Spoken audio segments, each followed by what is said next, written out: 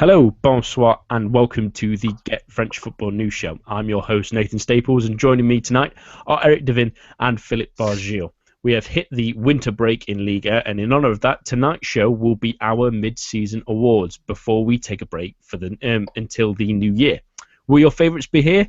Have you got better selections? Please get involved with the show tonight. Tweet us at the GFFN Show and use the hashtag GFFN Winter Awards as well.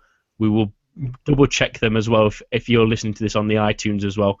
Please feel free to pop yours on and we'll take a look at them and retweet a few of them on our Twitter feed. But before we don our tuxedos for this evening, here is this week's news. Nice started the league weekend off with a home win against Montpellier this weekend, firmly establishing the weekend's theme of a few goals in the process. Olivier Boscagli, the unlikely scorer. Saturday's matches started with the unlikely top-of-the-table clash between Paris Saint-Germain and Caen, but the visitors continued their dominance 3-0 with a goal and an assist from Angel Di Maria. In the multiplex, Monaco will regret a woeful penalty from Lassina Traoré as their match away to Troyes ended scoreless, despite the host playing all but the first 3 minutes with 10 men. Same score marked one of two Breton derbies as Nantes battled for a point away to Lorient, while Rennes toppled host Guingamp 2-0 thanks to Ousmane Dembele and Giovanni Sio each notching a goal and an assist, the 18-year-old continuing to impress since being called up to the first team. Elsewhere in the multiplex, Toulouse had done well to open the scoring through Wissam Ben Yedder, but were unable to seal a win as Sofiane Boufal's late equaliser gave Les Deux a point after Tongo Doumbia had received a second caution. Bastia, meanwhile, notched a 2-0 victory at home to Reims. Although the loss of Floyd Aite, their leading scorer, could prove problematic. The other match in Corsica at the weekend saw Gazélec host Lyon, and the hosts may have done enough to cost Hubert Fournier his job after they ran out 2-1 winners, as President Jean-Michel Aulas has announced a press conference for next Monday. Saint-Etienne gained ground on the Champions League places thanks to a 1-0 win over Angers, and unsurprisingly, chippy deadlock was broken by substitute Benjamin Cornier. Marseille and Bordeaux battled to a relatively entertaining draw in Sunday's nightcap, Wabi Kazri and Alexis Romao scoring within a minute of each other early in the second half for the match's only goals. In injury news, Lyon's list of wounded goes longer this weekend as Raphael, Christophe Jallet and Jeremy Morel have all joined an already crowded treating room. Pedro Mendes of Rennes has likewise joined his fellow centre-back Mexer on the sidelines, looking set to miss up to 6 weeks with a knee issue. In non-injury-related news, Nicolas Paua's spell on the sidelines looks to be extended considerably, as the Bordeaux centre-back this week was handed a 3-month ban for shoving a linesman, retroactive to the 2-2 draw against Rennes on November 26th. And that is all for this week's news. If that hasn't quite satisfied your appetite, then head on over to our website and our Twitter feed. All the links are in the description of this video. Right, so time for our awards this week, and it promises to be a very entertaining affair and plenty of arguments up ahead. We have 8 awards for you this evening, but we will start with goal of the season so far. So I will throw this to you first, Philip. Who's your nomination for this and why? My nomination for goal of the season for the first half of the season is Grégory Pujol against Nice. He plays for Gazélec Ajaccio. He scored after a couple of seconds. Gazélec were in a very, very poor run of forms. They were not scoring goals at all, I believe. They spent a couple of games without scoring a goal just before that game. And you had this just amazing swerve of a shot that just loops over the Nice goalkeeper. And Gazélec win the game partly thanks to that goal against a very, very informed Nice side. That was end of October, and I believe it was Gazelec's first win of the season. Yes, it was. And then they went on to win several other games, and now, we saw they'd be down there with Troyes, but now they've won 5 games, and Troyes still haven't won any. So that goal was basically the start of quite a pretty cool run for Gazellec, which is still going on. Eric, who do you have for goal of the season? I've got no contention with what Philip has to say. I mean, just a tremendous goal. If you watch, the ball comes long over the top. He lets it bounce and swivels around it, first touch, into the opposite corner. It's really a thing of beauty. Ligue 1 have all the goals in the season up on their official YouTube. Very much worth your time. And for the reasons that Philip says, I mean, you're talking about a club that are under pressure, playing against an informed team, and to have the presence of mind to interact with the ball in that way is just really tremendous. I mean, Pulio's not the kind of player that's necessarily known for that kind of audacity, but on the day, wow, did it come off? It's just really an exceptional goal. Did want to give honorable mention to a goal scored by Nice, though. Hassan Ben Arfa against Saint-Etienne in that 4-0 or 4-1, I'm forgetting the score win. Just a really fantastic solo goal and putting it in at the near post. Just a reminder of what he can do with the ball at his feet when he's in the mood. Yeah, and he scored a couple of really great goals.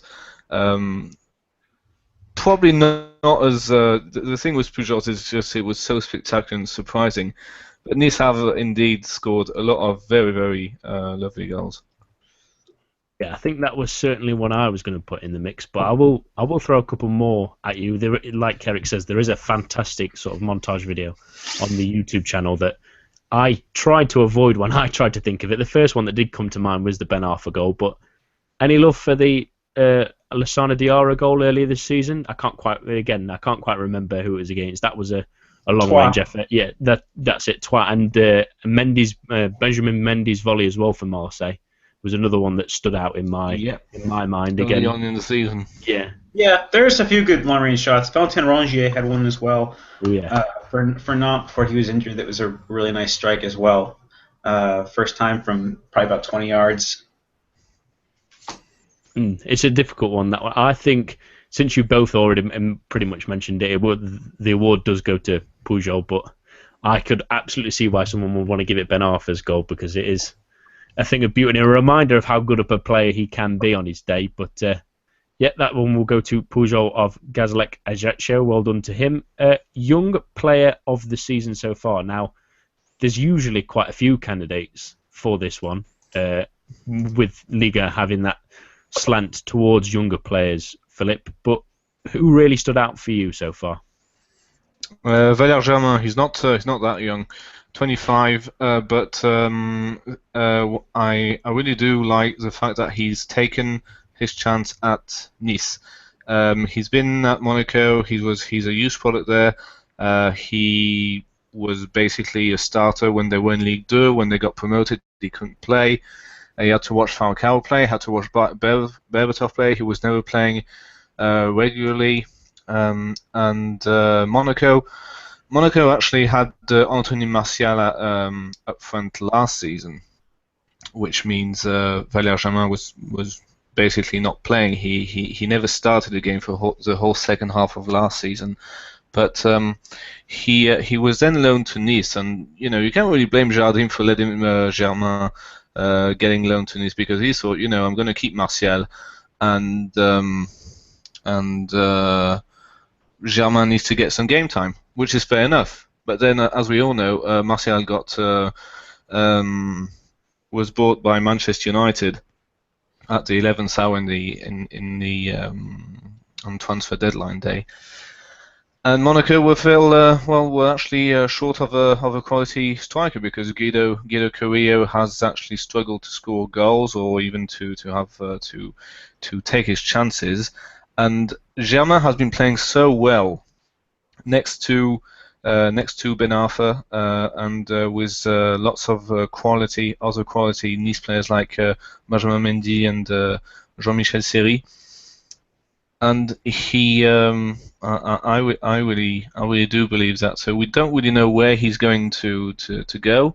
Is he going back to Monaco? Is he going to be bought by Nice, or is he going to be sold to an English club? I'm thinking Aston Villa, who could really need his creativity. So he's a bit old. He's not, 25, but I think he's had a great first half of the season.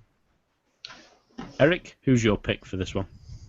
I'm going to stay with Nice, but I'll go for someone who's a bit younger, and Vincent Coziello. Nathan, you wrote a really nice piece on the website a few weeks back profiling him. We mentioned before on the show talking about the Diamond 4-4-2 the formation that Nice use, and how it can be really amazing when it works, but really challenging when it doesn't. Leon have used this formation for a little while as well, to great success and to great disappointment. It can leave teams really open at the back if the midfielders aren't willing to work and put in a shift.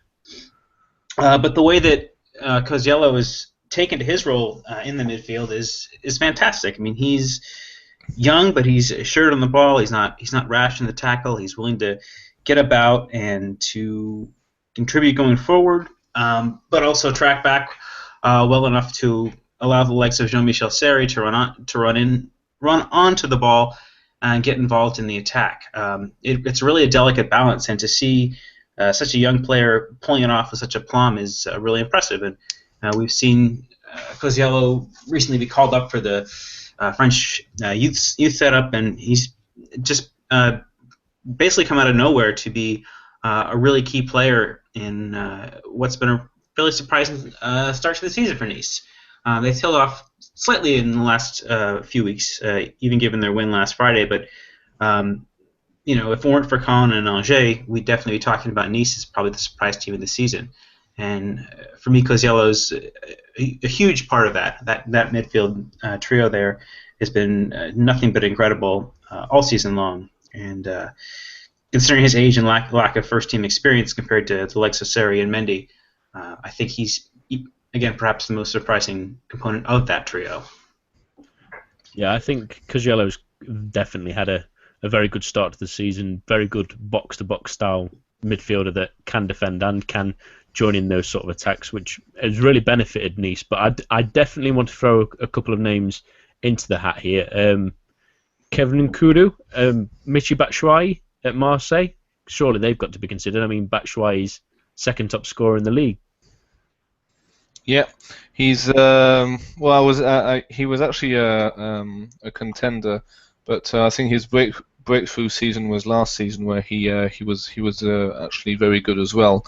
And viewers and shall we say experts do believe that he probably didn't score as many goals as he could have done, not the maximum, and that he hasn't really improved on that aspect. That's why he's being criticised and not being best young player of the first half of the season by a lot of viewers, which it's very harsh really, because he's only young and he's got a massive pressure on his young shoulders. So he's doing. I mean, he is doing fine. He's definitely up there with the most promising. And if Marseille do not change their strategy, which is of selling when they can make a profit, then we can all see Michy Batshuayi going to maybe a club better, a club in with more stability, or even abroad. Eric, Kevin Nkudu's had a very good, especially in the last couple of weeks, especially has come to the fore as well, hasn't he?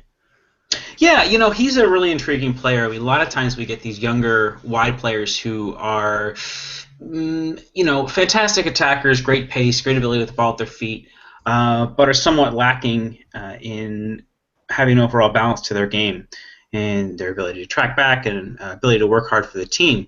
But since Nkudu came through it at Nantes, where pressing from the front is such an important part of the way Michel Djurgården sets up his teams, it's actually the opposite for him. And I think that he's been, he was displaying the same sort of form at Nantes last season, just maybe without the goals and on big occasions that give him a little bit more notice. And also, Nantes aren't a team with the same sort of worldwide and even national appeal as Marseille. I do have a soft spot for Nantes. I like the way Der Shakarian sets his team up, and it's no surprise to me that Nkudu's kicked on in this way and become the preferred player there on the left for Marseille. I'd like to see a little less reliance on his pace, a little more craft and guile, a little more ability to link up with his fellow attackers, and the left back Benjamin Mendy a little bit better. But he's got all the tools to be a really complete player on the wing, both going forward and tracking back. So not much of a surprise there for me in terms of his development. Yeah, such a shame that we can't. Sorry, Nathan. Such a shame that we can't add Paul Georges Ntep to that list because he's only played 6 games and been injured. He has suffered something ridiculous, like 4 injuries in the first half of the season. It's a real shame, really, because he's good mates actually with Nkudu.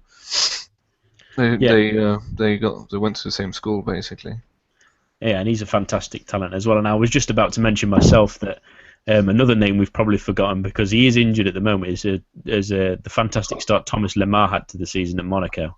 I mean, he's only 20 and he was absolutely sensational to start off with. He was the only Monaco player playing football for the start of the season, and he has. I think he came back last week, or this week, But he played at the weekend, yeah. Yeah, so he's just getting back, which is great to see, and he's certainly one to watch for the second half of the season. But again, it's another young player that has missed out a lot of football he's missed 2 months. Yeah, missed out a lot of 2015 when he did look good at Caen, but he looked really, really, really good at the start of the season in Monaco, and he would have probably been a front runner. Now, I thought this award was going to Batshuayi, but I think it's probably going to go to Vincent Congelo.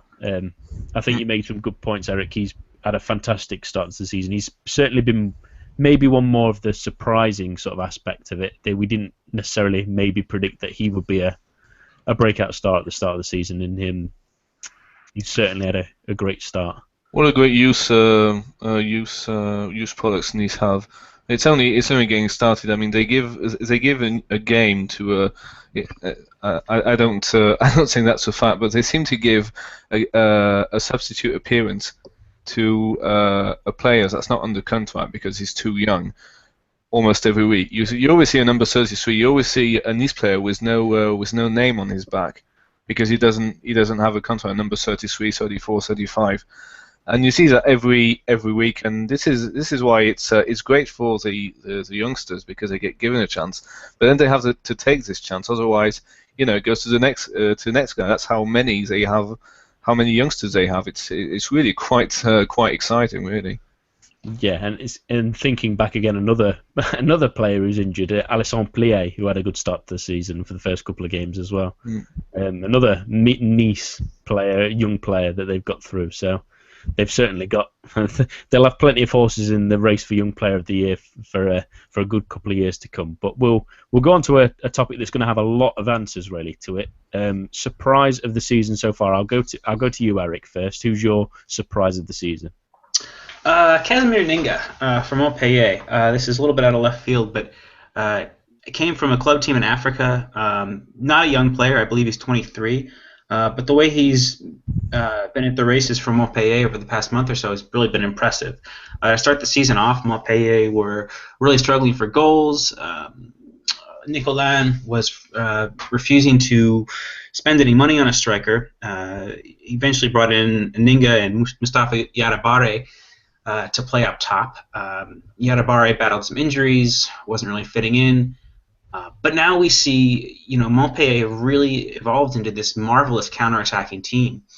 And they've got William Remy playing the ball over the top. Ninga's all too eager to race on to those balls. Morgan Sanson's back in midfield. And he's just a complete package. He's strong, he's quick, he's got a good shot, a good eye for a pass. He probably should have had an assist or two against Lyon a few weeks back. Just, to come out of nowhere. I mean, the African professional leagues, are, certainly a standard below those of Europe because of the way that the academies work there, and a lot of young players that are African-born have been in countries like France and Spain since their mid-teens. So for someone to reach the age of 23 and still be playing in Africa on a professional level, particularly in Western Africa, and then to come to this league on and have this kind of impact is bordering on the unprecedented. He's been a really impressive player, just the ideal outlet for that style that Roland Courbis is seeking to have Montpellier play. Philip, who have you got for this one? To may come as no surprise that my surprise of the season is a Angers player. His name is Sheikh Ndoye. Now let's look back at from where this side is coming from. Basically it was kind of a surprise that they got promoted, but you can say that I can even say that about the manager, about how he organized the season, but all over the field, I do reckon that the player who deserves the most credit is Ndoye for the work he does, not only at the back, so making sure that the set pieces are well defended, but the aerial threat that he poses to the opposition, which we saw particularly at Lyon, and he is not. I do not believe he is an attacking-minded player. I would say, but he's still Angers' top scorer, which tells you everything you need to know. And Angers themselves have been one of the biggest surprises of the year. I again throw a couple more names. The very fun to say Billy Keofonfon. He's been a bit of a revelation of one. And he was my number 2, actually. Yeah. And another one I want to throw in is Mohamed Larbi of Gazalec Ajaccio. Scored 6 goals so far this season. Really been a catalyst for them, scoring quite a few goals, especially recently in big games against Lyon at the weekend. And I believe he got the goal. He got the double, I'm afraid. Yeah, against Lyon. And Jacques Zouer as well, of Gazalec again. I know a few of his have been penalties, but his power and his strength up top has really been an asset to Gazalec. Is there anything out of those 3, Eric, that you can say? Well, I sort of, have to question how much Ndoye was really a surprise. I mean, he was in Ligue 2 Team of the Year. He was, one of a number of Ligue 2 players that Angers had brought in as sort of creating a greatest hits of Ligue 2 side to aid their quest to stay in the top flight. I mean, he's been a commanding aerial presence and has been really impressive.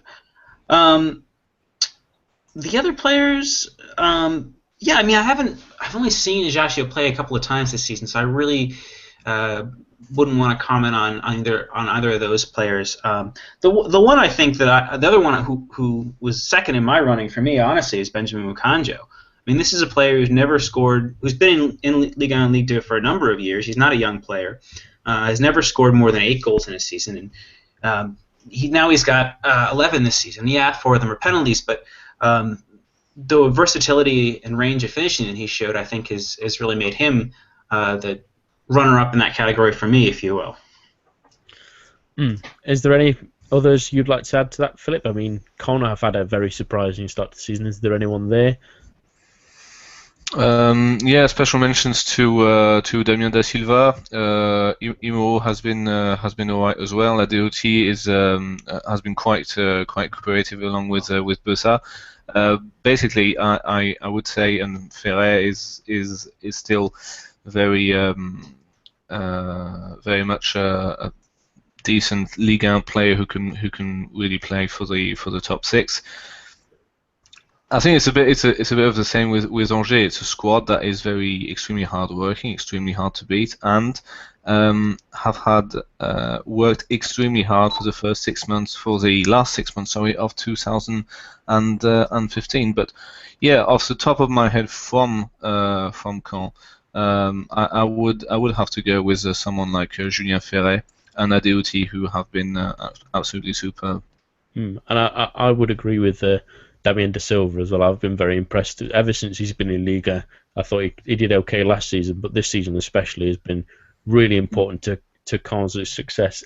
For me, this is a tight one between your first two suggestions. I think Eric, you make a very good point about Casimir Ninga coming out of nowhere really and really propelling Montpellier's season so far, and Sheikh Doy as well. Your point, Philip, he's been absolutely superb. I mean, we say that he's come from Ligue 2 and is sort of a little bit of a known quantity, but to be linked with the calibre of English sides that are reportedly after him is, at this stage of the season, is frankly a little bit maybe too soon, a little bit crazy, but that's probably why I'm going to lean towards Sheikh Doy as the surprise of the season so far. So well done to him. He's been absolutely terrific. Another category that we'll have plenty of answers to, disappointment of the season so far.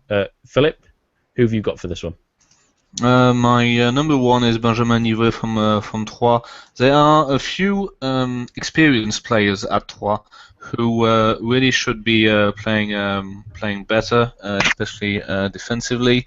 The creativity is not there either. So I picked Nivet because of his experience and how he should be making things happen. But there are also other players at Troyes. Players like Mohamedou Dabo. Rincon is an experienced defender, so is Saunier. Ayas is not young either. Ben Sada, experienced Ligue 1 player.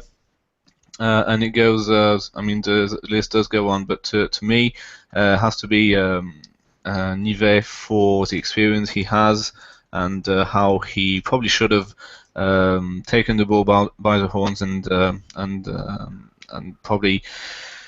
Had he done that, maybe the team would have responded better, and maybe they won't be winless. They wouldn't be winless as we speak, which is halfway through the season, which is massive. I mean, I don't seem to recall the last time that happened.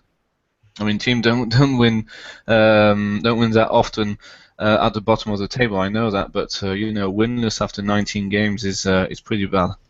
Yeah, I think I saw it at the weekend that it's the longest streak that anyone's had without winning. Someone has never got to the winter break in Liga without winning a game, so they are breaking records at least.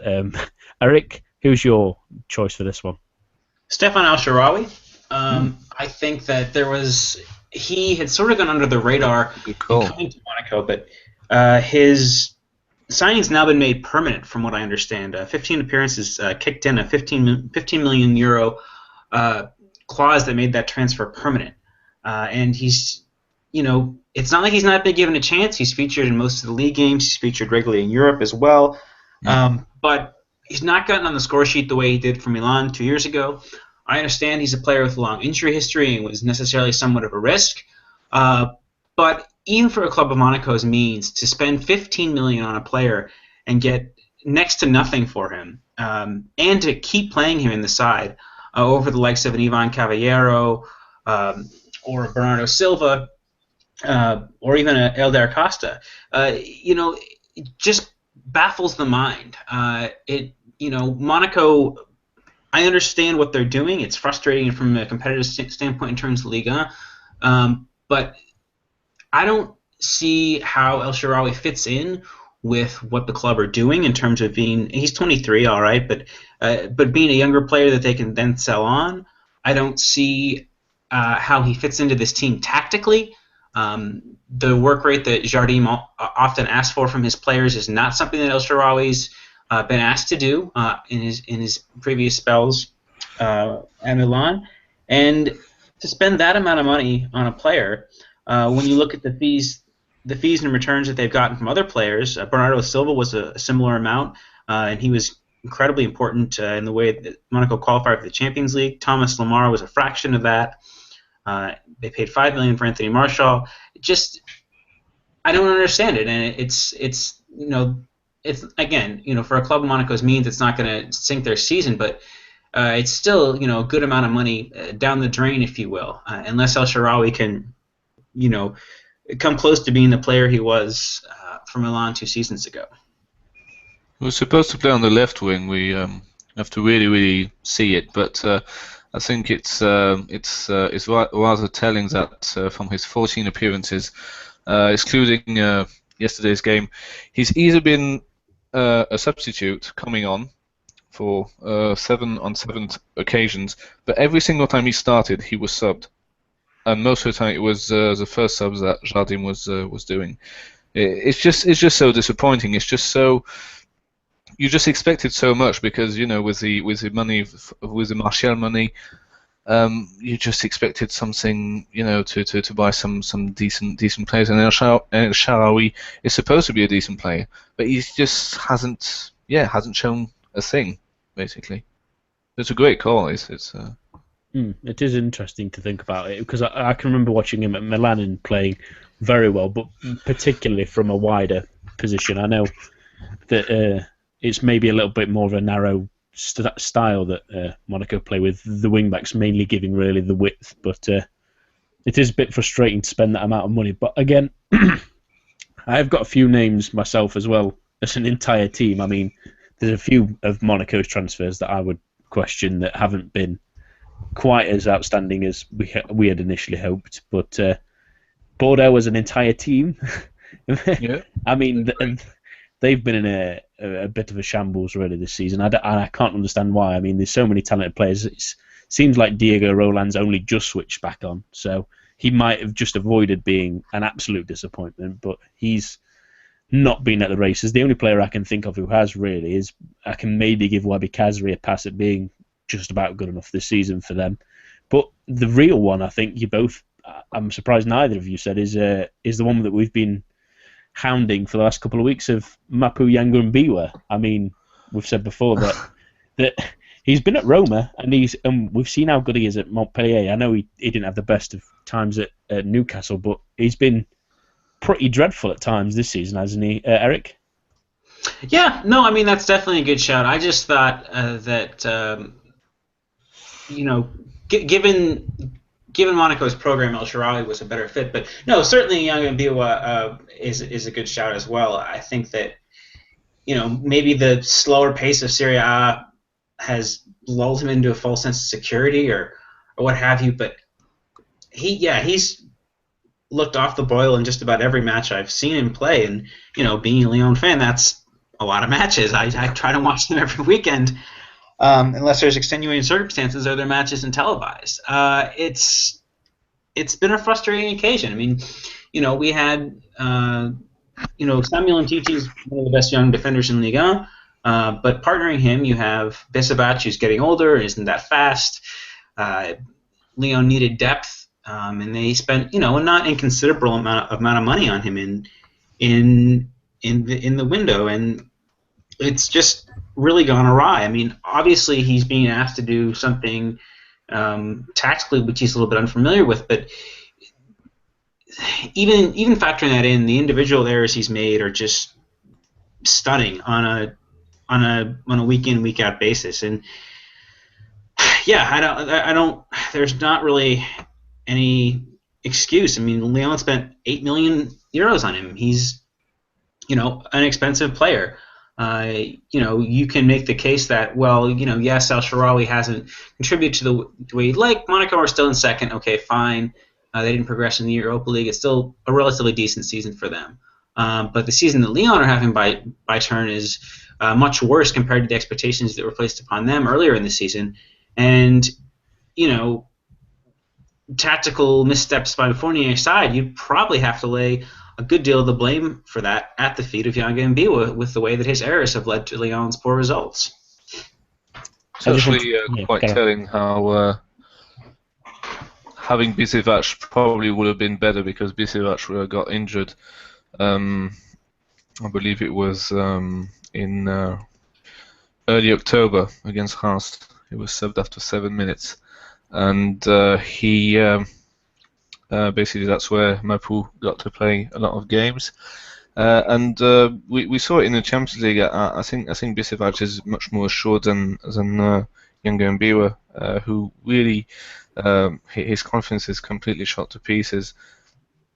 It's actually quite sad to see a player who won the league with Montpellier a few years back playing so dreadfully. I think the lowest of the low was was at Nice, where Lyon lost 3-0, and he was not only dreadful defending, but even going forward, he just put the ball into touch. And even at Montpellier, he wasn't even doing that. I mean, he was extremely good. He was basically a Angers centre back in the day. You know, he was just so reliable. And now he's just so panicky every time he gets a ball, every time he has a challenge. It's really quite sad to see. One more name I want to throw in the pot that might be he might be slightly turning it at the moment, but comparing where he was last season, where he was being linked, strangely, I still think, to the likes of Barcelona, Wissam Ben Yedder, Philip, he's not quite lit the stage alight as he has done in a lot of previous seasons. He was into Barcelona. Yeah, at one point, yeah. I think it was. Really? I think it was last summer, and not last summer, last winter. Last winter. No, I wouldn't have. I mean, I haven't heard that one. I wouldn't have taken it seriously, but he did have a good season last season. Toulouse have been quite poor this season as a whole. So I don't think you can blame all that on Ben Yedder. The defense has been shambolic. The systems haven't been very secure. They played three different goalkeepers. Actually, the youngest goalkeeper is actually getting the number 1 spot because his name is Alban Lafont, who must be under 20. I don't remember his age. 16. Yeah, he's a 16-year-old goalkeeper. 16-year-old. Okay. Yeah. So he's quite young. Just a little. He's twice as young as me. Ali Ahamada has been. I know he's left the club. I don't know if his contract was terminated by mutual consent or something like that. I think he's left for another country. So from the goalkeeper to the defense, Issa Diop is basically the reason why Toulouse have been conceding less and less goals. The midfield hasn't been playing that well, and then you've got up front. I mean, if it's not going well at the back in midfield, it's not going to go well up front. You know, it is changing, and I can see Ben Yedder having a decent second half of the season. Braithwaite did score. Has scored 6 goals. Ben Yedder is on 3, and I can see them, with a bit more stability, they can at a massive push reach double figures, but maybe score as many goals in the first half of the season as in the second half. But this ridiculous speculation to Barcelona, especially for a centre forward, because since the Guardiola days, Barcelona don't really like to play with a centre forward. I just think it's a unnecessary pressure put on Wissam Ben Yedder's shoulders. I mean, he is a decent striker, but I don't think he's been too bad. It's just that Toulouse have been dreadful. I thought I'd throw that one in with him scoring 4 goals so far and having notched at least 15 in his last 3, and Martin Braithwaite sort of at least scoring enough to seem like he should be taking more of his opportunities. But I think I'm going to pat myself on the back with this one and go for Yengen Biwa. I think it's very. Yeah, me too. I think agree completely. I'm very close with El Shouari. I think he made an excellent point, Eric. I think he would definitely be my second. And Philip, I'm going to let Nive off the hook simply because the whole team is so bad. I mean, even the other one that would come to mind with twice, the Corentin Jean, with the reputation he brought from Ligue 2, having signed for Monaco and then going back on loan, hasn't really set the world alight. Although at the same time, is he getting the service, because the whole team's not doing very well either. But we will move on to the next one, which will be more positive at least, which is manager of the season so far. Eric, I'll go for you first. Who do you think? I think I'd have to go with Patrice Garand. Given the departures that Caen suffered over the closed period, you're looking at the likes of Kante, Salah, Benazet. This team has been somewhat rebuilt, but not only have they continued to play with that great counterattacking style that they've demonstrated, they've even kicked on a notch. I mean, he's gotten market improvements from the likes of the likes of Damien De Silva, the fullbacks, and the way that he's brought players in. Andy Delors, the perfect outlet man for the way he plays. Vincent Bessas been really done a really nice job as well. There's just a great balance to this team, and even though the loss to PSG puts a little bit of a damper on things heading into the winter break, I think that Connor, not only for me a surprising team in terms of their results, but a relatively attractive team to watch. When they want to, they can really move the ball about the pitch pretty well. So for me, I think that Garand, for the way that he's had a good eye for purchases this season, and the way that he's continued to impart his philosophy upon a team that's undergone more than a few changes, is a really impressive achievement at this point in the season. An excellent point, Eric. Who have you got, Philip? Well, I'm going to sound very boring next to this because I went for Blanc because the PSG manager, because of how he's handling the PSG squad this season, which is amazing. So yeah, 51 points out of 56 or 57 maybe. The wins at Nice and Caen are extremely impressive. The team is extremely professional. It's got nothing to do with the poor performances last season. Just 3 draws. All the other games were wins. It's just extremely impressive, and the players look extremely happy. They look hungry, basically, and I think this is quite hard to make happen especially after 3 years at a club.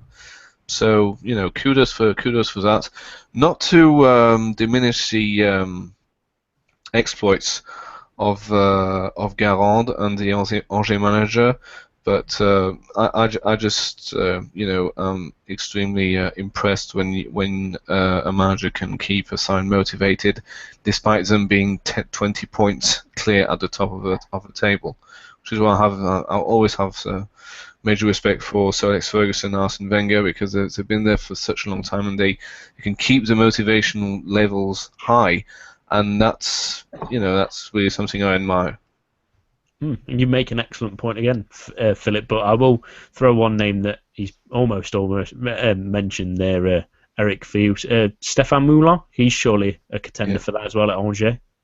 Yeah, I mean, I think for a lot of the same reasons. He's incorporated in a lot of new players, but continued to play in the same resolute, organized style that he has, and that's a real credit to his force. Again, a lot like Garand, Angers are where they are because of the vision and force of personality of the man in charge on the sideline or the touchline rather, and that's a real achievement. Moulin's been with the club for quite a while now. I think he's been manager since 2010, if I recall correctly. Also similar to Garand, he knows the club inside and out, and has really taken to the best of it. The reason I would personally give Garand the edge is that Caen didn't have quite the investment in playing squad over the course of the season, and also their playing style is a little bit more expansive and fun to watch. A little bit of subjectivity there, but I think that for me, Garand just edges it over Moulin at this point. Although, again, Philip, I think that I'll take your point, but with a grain of salt. I would say that were Verratti and Pastore both fit, he'd be dealing with a little bit more squabbling in the squad, perhaps, over playing time. Those two, certainly are going to, be a factor once they recover in terms of keeping everybody happy amongst a busy fixture list. It's a very fair point. I want to throw one more name at you, Philip. Is maybe a little bit more out of left field. Claude Puel at Nice, he's playing wonderful football. Oh yes, he's always been very good at giving limited budget, but he's playing. To me, he's playing the best football in the league, because with Nice you always expect this side to score when they have the chances. They don't create many chances every game, but there was this ridiculous run where they won at Bastia 3-1, Bordeaux 6-1, Saint-Etienne 4-1, Rennes 4-1. And then came Gazélec, which you just do not understand how they lost this. But as a football on play, it's extremely open, it's extremely fluid, and it's just taking risks. Lots of young players as well. The whole squad could have a shoo-in in the squad of the season. It's just extremely fun to watch. And yes, it is a name that I forgot. So yeah, Trippier should be up there too. I thought it was an interesting one to add into the mix. For the award, you made a very good point, Philip, but PSG are going to be mentioned a lot more after this award anyway, so I will stray away, although I think Blanc's done a terrific job, and you should never underestimate someone doing really well, with even if he has all the resources at hand. Eric, I think you make an excellent point about Patrice Garand maybe playing an exciting, more expansive style of football than Moulin, and with less resources as well, so I will give it Patrice Garand at Caen. He's done terrifically well. They won quite a few games, which is surprising. It took them a while to draw even. So that kind of at least entertaining football just edges it for me. So he's the winner of this one.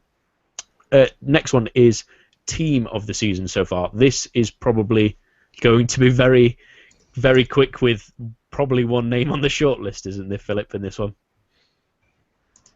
For team of the season?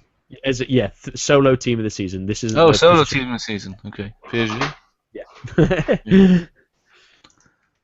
Yeah, I no issues here. I mean, like I said, Caen and Angers have been pleasant surprises, but we saw at the weekend the difference in level between those two. I mean, just taking down all comers. Really, besides the Angers draw, and there was in the early match against Montpellier, PSG have been head and shoulders above everybody they've played, even what teams are supposed to be their closest opposition, the likes of a Monaco, the likes of a Lyon, just decimating all comers in the league. And it's from a competitive standpoint, you'd like to see a little bit more balance, but again, as you rightly say, even though there's these expectations on the team, to do it is still one more step, and kudos to PSG for being so impressive week in and week out, even with the amount of rotation that they've had. And with the crucial injuries you mentioned earlier, Eric, I mean, another team losing Marco Verratti might fall, or the form that Pastore was in this last season especially. But, Philip, there's no one really touching PSG in that regard, is there?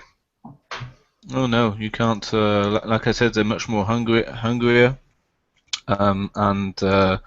I believe that they will break the record of reaching 90 points, and if they do keep this sort of form, which is still 51 points in their half season, which is absolutely massive, which is a record, of course, they could reach 100 points, which is unheard of in Ligue 1.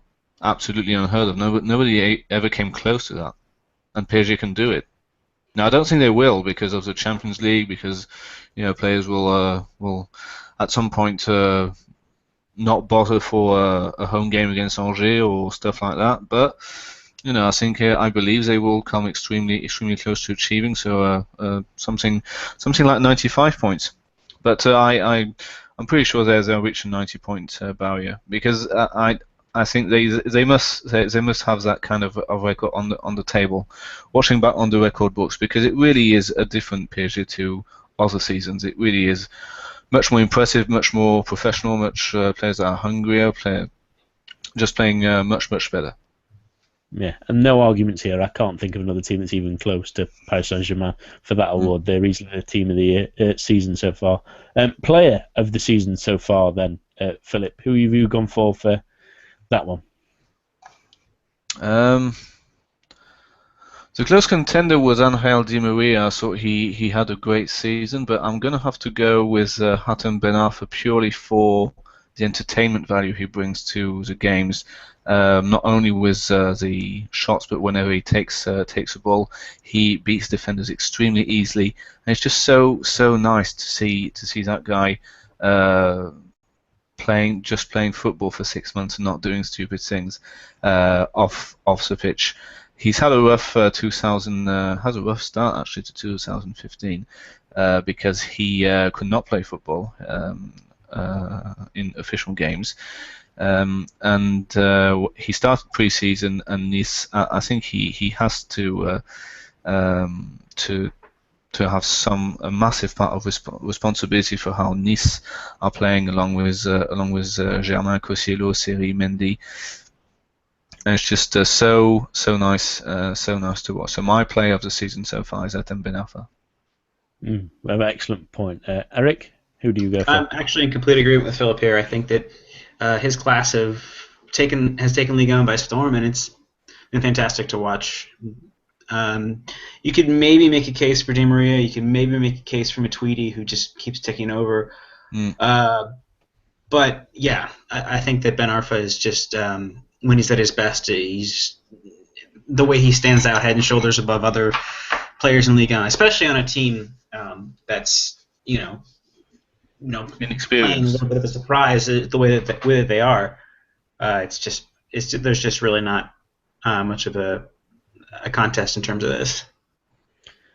I will agree that I think Di Maria's has had an excellent season, and I will make it a slightly irritating case for Zlatan Ibrahimovic having scored 11 goals and 6 assists, but that's a lot coming the last sort of 5-6 weeks. So Hatem Ben Arfa definitely player of the season so far. It's been really good to see him back at his best, really, and enjoying his football again. It's always good to see a player really come like that. And like you say, he had a little bit of time where he had to wait for it, but it's really good to see him back where he is. So time for the final Book Fun Award of the evening. It's our 11 of the season, we shall say, our first 11 of the season. So how this will go down is I will do a bit of position. It will be in a 4-3-3 formation.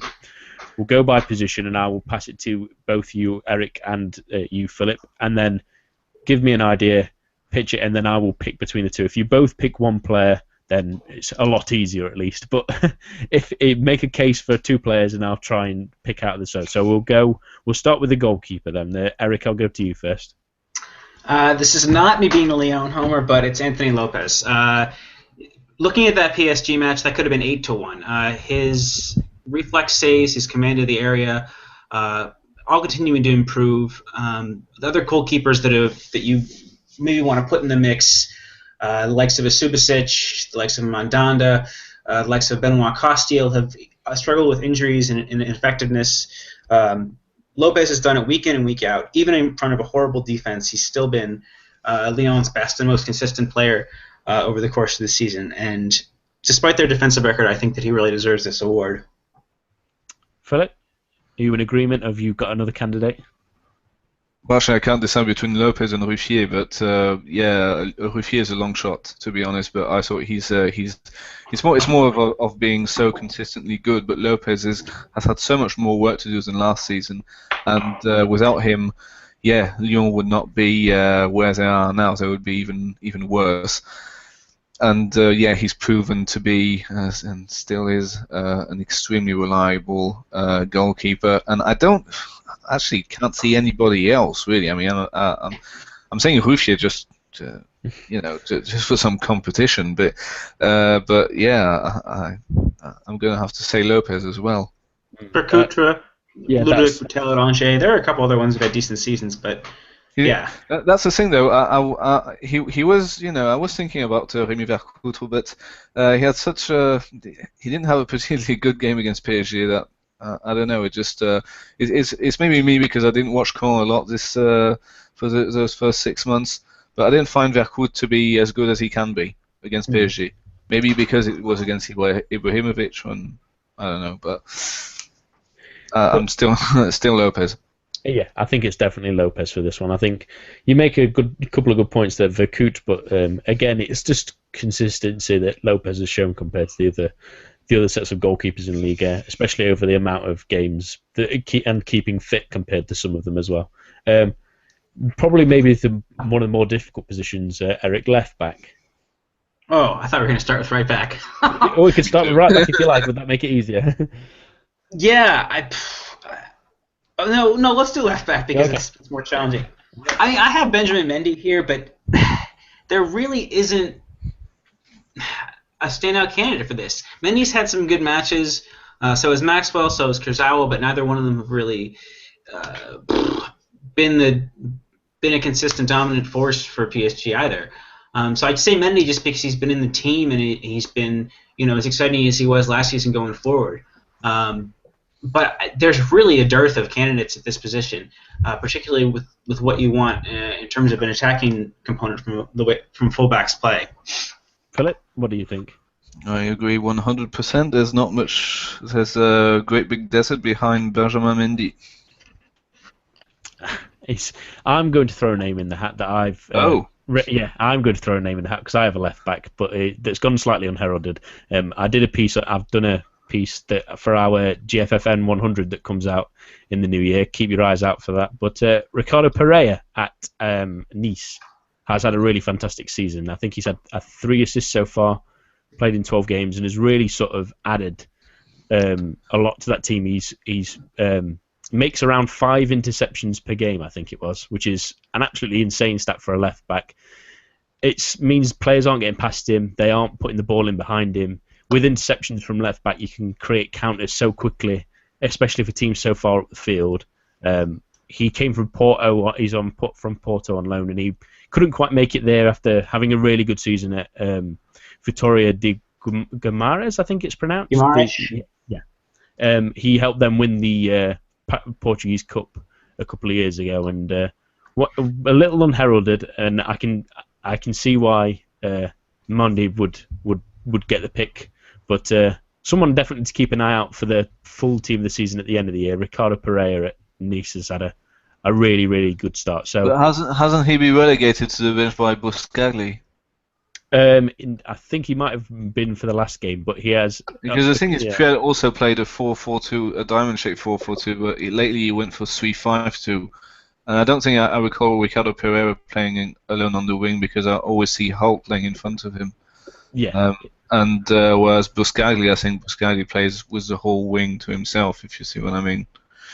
I think he's much more of a left back than a left wing back, I would say. Yeah. So. Yeah, Exactly. when they've gone to a 3-5-2, he has come out, which is probably the little bit that knocks him. But do keep an eye out for him. I've enjoyed looking at him the last week, going over a couple of matches. He's impressed me. But we will put Mendy there.